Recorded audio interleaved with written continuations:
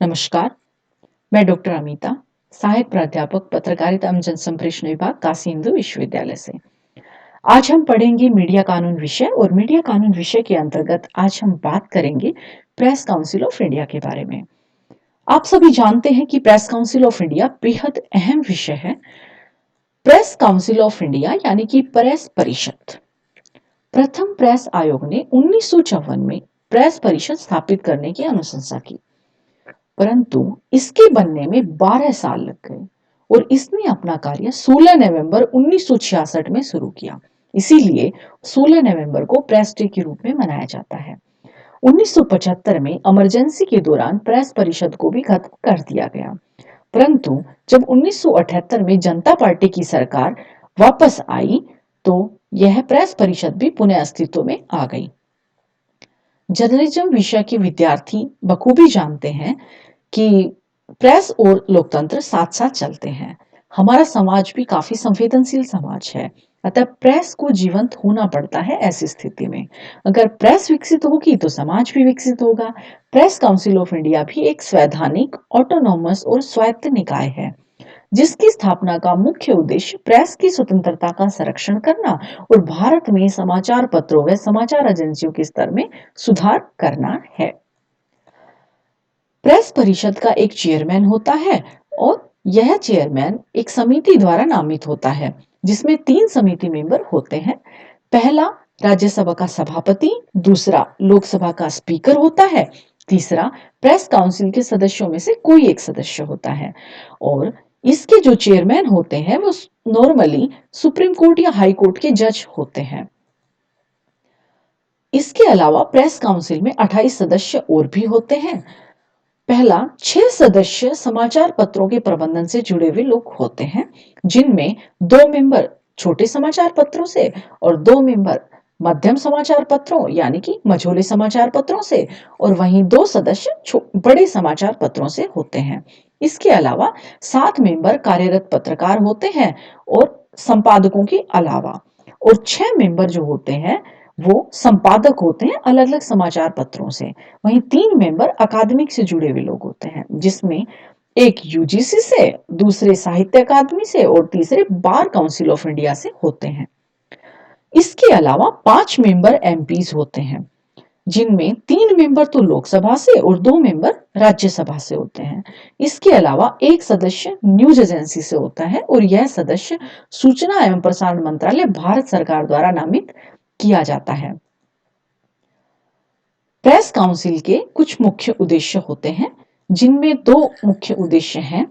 Press की स्वतंत्रता का संरक्षण करना और दूसरा है भारत में समाचार पत्रों एवं न्यूज एजेंसियों के स्तर को बनाए रखना और उनको और बेहतर बनाना।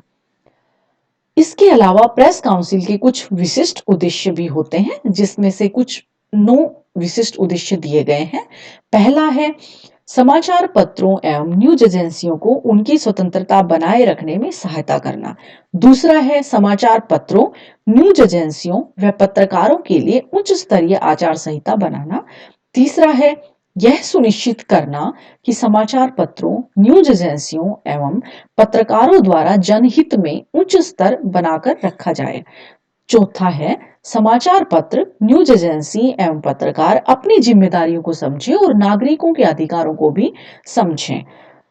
पांचवा है समाचार पत्रों, न्यूज एजेंसियों के विदेशी स्रोतों पर निगरानी रखना, रिव्यू करना और कोई भी ऐसा केस जो कि सरकार, किसी व्यक्ति, किसी संस्था या संगठन द्वारा नोटिस में लाया गया है, उसको रिव्यू करना।